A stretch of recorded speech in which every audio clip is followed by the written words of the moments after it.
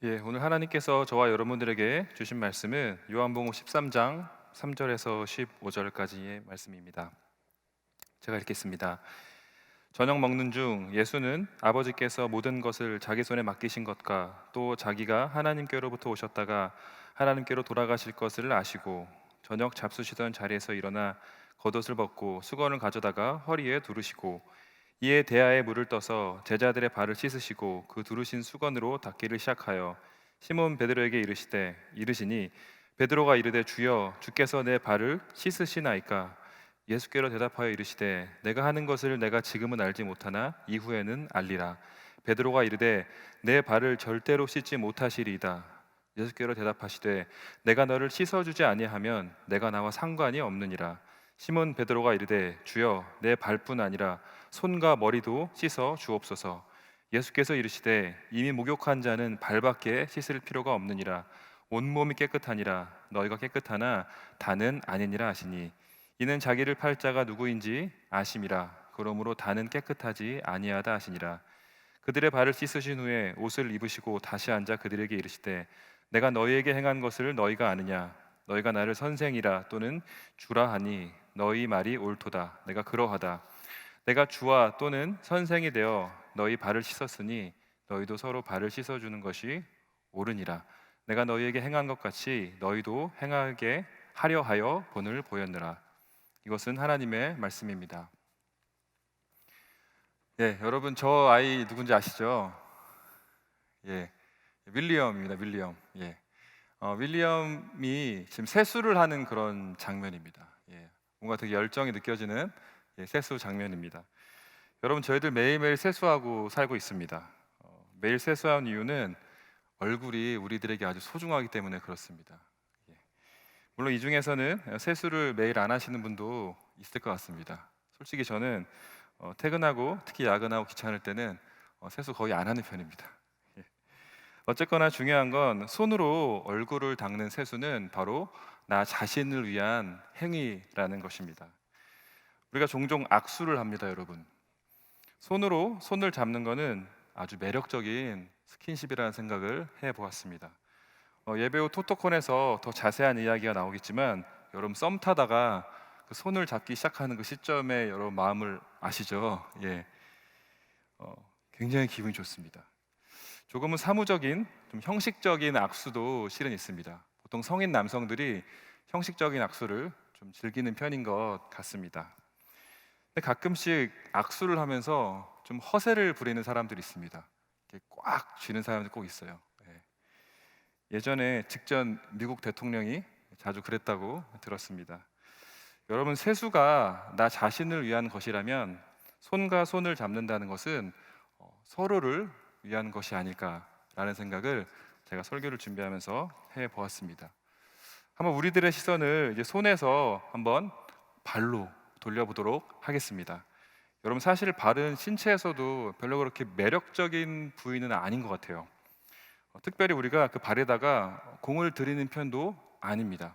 물론 가끔씩 매니큐어를 칠하기도 하지만 나는 내 발이 너무 소중해 라고 말하는 사람을 저는 별로 보지 못했습니다. 심지어 남성들은 잘 아시죠? 특히 여기 군대 갔다 온 분들은 군대 가서 무엇을 얻어서 돌아오기도 하죠. 예. 우리가 누군가를 아끼고 사랑할 때 그 혹은 그녀의 손을 잡고 싶다는 생각을 저희들이 많이 하게 됩니다. 하지만 내가 아무리 사랑하는 사람이라도 그 사람의 발을 잡고 싶어 하는 경우는 거의 없습니다.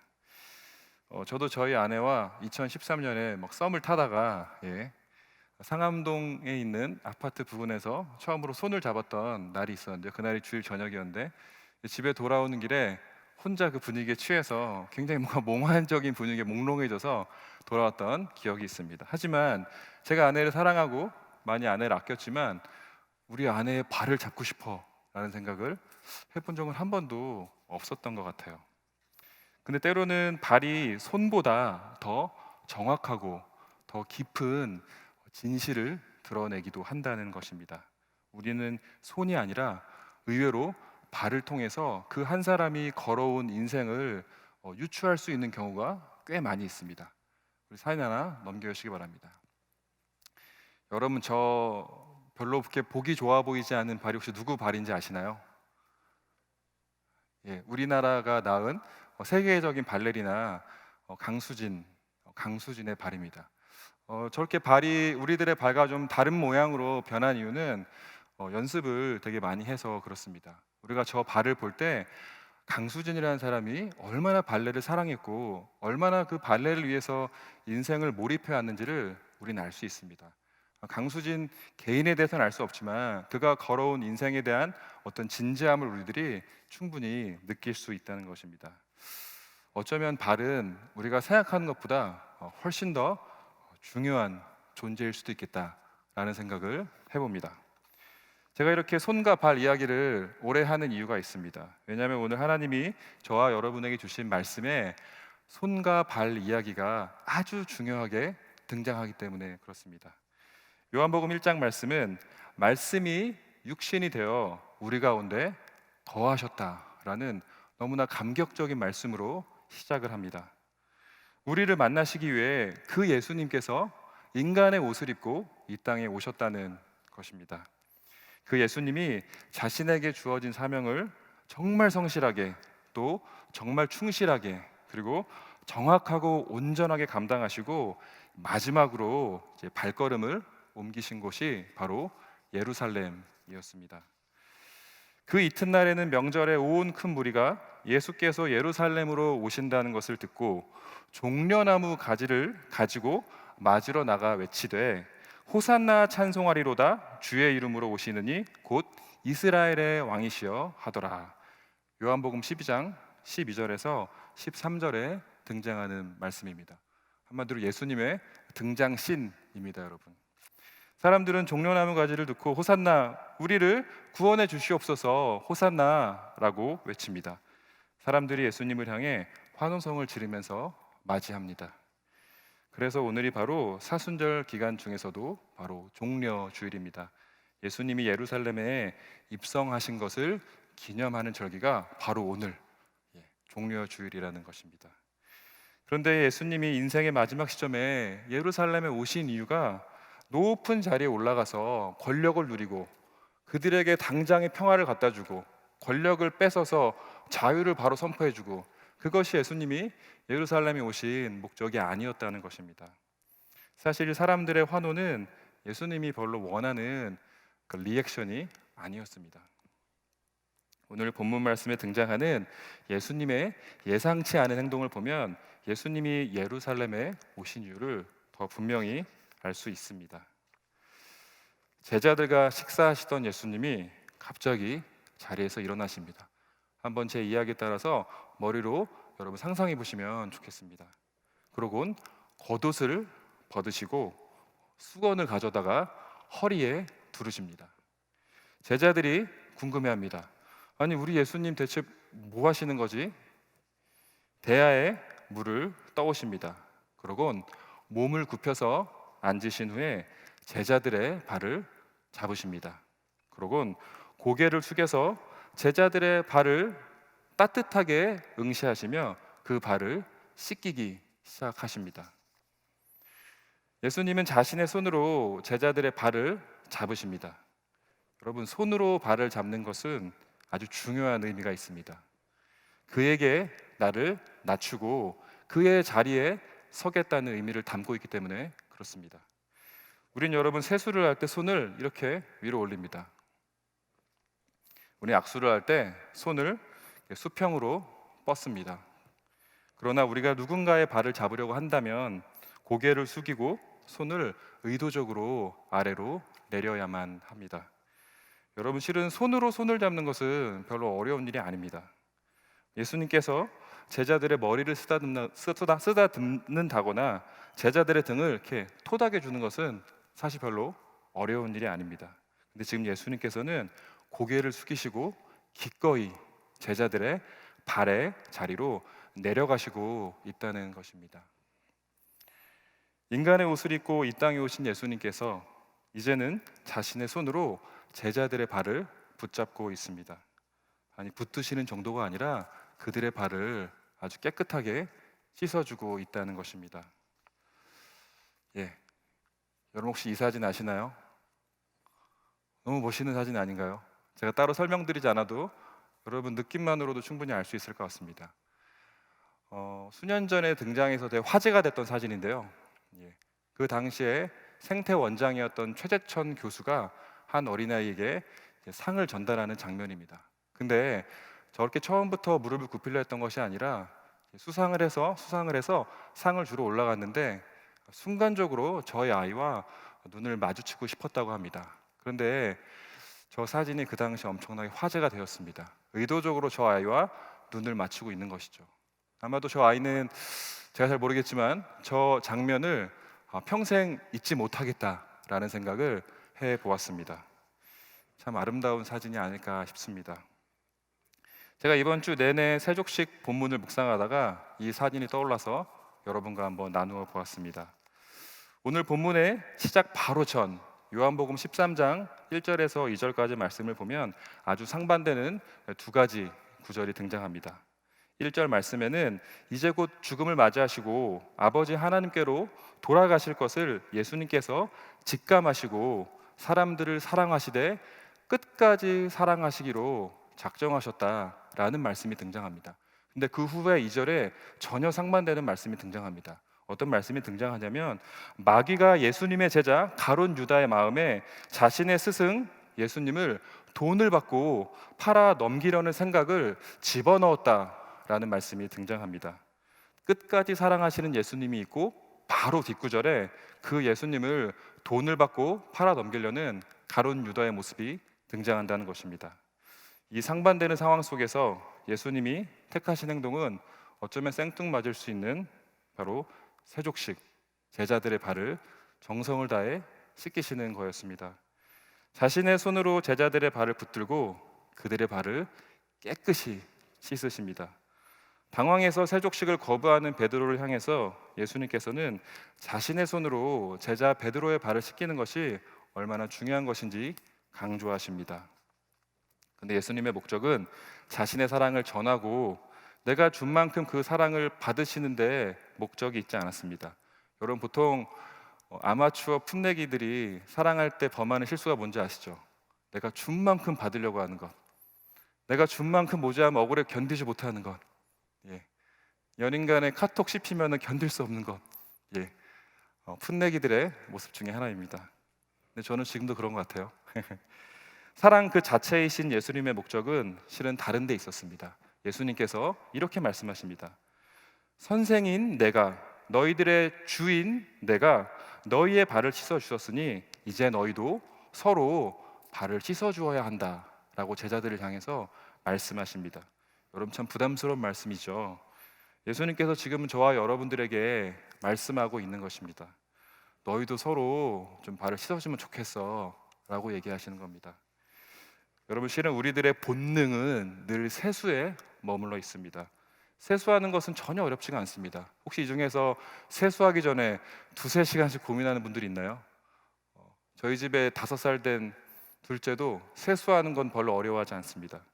우리들이 본능을 조금 뛰어넘어서 조금 더 힘을 열고 마음을 열면 서로 손을 잡을 수가 있습니다.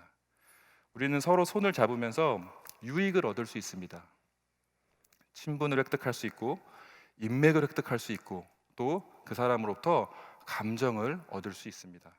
사실 그래서 악수도 그렇게 여러분 어렵지 않습니다. 왜냐하면 내가 얻을 수 있는 유익이 보이기 때문에 그렇습니다. 어쩌면 저와 여러분들은 이 세수와 악수 이 두 가지 행위를 끊임없이 오가는지도 모르겠습니다. 제 얘기를 잠시 하겠습니다. 저는 세수와 악수 사이를 끊임없이 오가는 저의 삶이 별로 썩 마음에 들지 않아서 목회자의 길을 선택했습니다.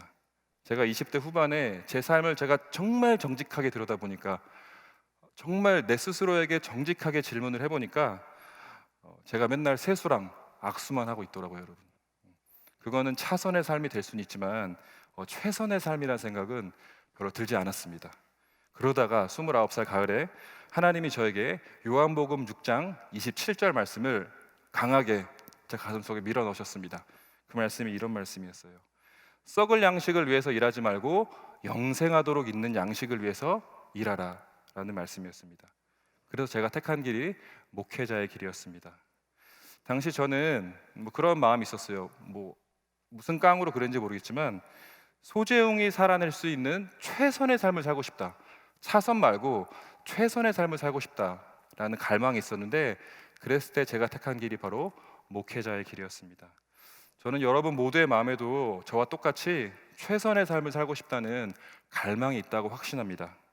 왜냐하면 지금 이 귀한 시간에 눈에 보이는 아무런 유익이 없는 이 예배의 자리를 지키고 있다는 것이 저는 그 증거라고 생각합니다. 신학자 마르바돈이 예배를 두고 이렇게 얘기했습니다. 고귀한 시간 낭비라는 표현을 썼습니다.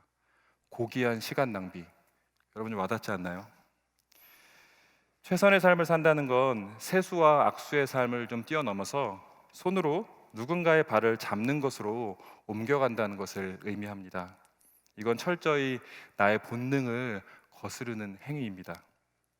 그리스도인인 저와 여러분 모두는 이러한 삶을 위해서 부름받은 존재들입니다. 손과 손이 만나서 서로의 유익만을 살찌우는 그 세계를 한번 의지를 다해 훌쩍 뛰어넘어서 손으로 발을 잡는 세계로 부름받은 존재라는 것입니다. 사실 이 대목을 쓰면서 제가 생각이 좀 많았습니다. 이걸 써야 되나 말아야 되나. 왜냐하면 손으로 발을 잡는 것이 얼마나 어려운 것인지 저도 잘 알고 있기 때문에 그렇습니다. 저조차도 실은 세수와 악수 사이만을 계속해서 오갈 때가 너무나 많이 있기 때문에 그렇습니다. 여러분 오늘의 이야기, 이 세족식 본문 이야기는 사실 그렇게 아름답게 마무리가 되지 않습니다. 요한복음 13장 마지막 2절에는 예수님과 베드로 사이에 아주 뼈 있는 이야기가 오갑니다. 베드로가 예수님을 위해서 자신만만하게 이렇게 이야기합니다. 내가 주님을 위해서라면 내 목숨까지도 버리겠습니다 라고 예수님을 향해서 베드로가 고백을 합니다. 그 베드로의 고백에 대해서 예수님이 이렇게 얘기하십니다. 네가 나를 위해서 목숨을 버리겠다고? 그러나 너는 수탉이 2번 울기 전에 3번 나를 부인할 것이다 라고 말씀하십니다. 발을 씻기시는 예수님의 손길을 경험하며 살아가는 우리들이지만 우리는 끝내 예수님을 배반하며 살아갈 때가 너무나도 많이 있습니다. 그러나 중요한 것은 그 예수님께서 끝까지 우리를 사랑하신다는 것입니다. 그래서 우리는 다시 그 사랑에 감격하고 좀 잘 살아가기로 결단합니다. 그러나 여러분 안타깝게도 우리는 다시 예수님을 배반하고 그럼에도 끝까지 우리를 사랑하시는 예수님의 사랑에 또다시 감격하며 돌아옵니다. 그러나 그리고 그럼에도 이 2가지 접속사를 끊임없이 반복해가면서 우리는 스스로에게 실망하기도 하고 예수님께 감격하기도 하고 마치 조울증에 걸린 사람처럼 그런 신앙생활 할 때가 참 많이 있습니다. 그런 우리들의 불안한 발을 예수님께서 붙드시고 그것도 모자라서 깨끗하게 그것도 끝까지 씻겨 주신다는 것입니다.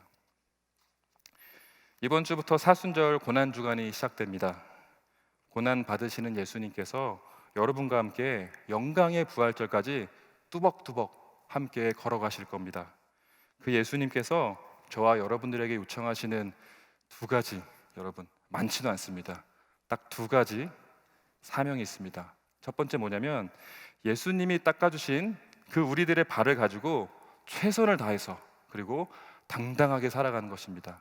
그리고 2번째는 우리 역시 누군가의 발을 나의 손으로 깨끗하게 닦아주는 것입니다. 기도하겠습니다. 하나님 감사합니다. 종려 주일을 지나 영광의 부활절로 향하고 있는 청춘의 모든 청년들을 끝까지 사랑하여 주시니 감사합니다. 하나님, 이 사순절의 기간 가운데 예수님과 동행하는 삶을 살기 원합니다. 이번 한 주 내가 서 있는 그 자리에서 주님이 닦아주신 그 발을 가지고 당당하게 살아가는 저희들 되게 하여 주시옵소서. 또 나의 손으로 누군가의 발을 씻겨주며 살아가는 헌신된 섬김의 삶을 살아가는 저희들 되게 하여 주시옵소서. 주님 감사합니다. 예수님의 이름으로 기도합니다. 아멘.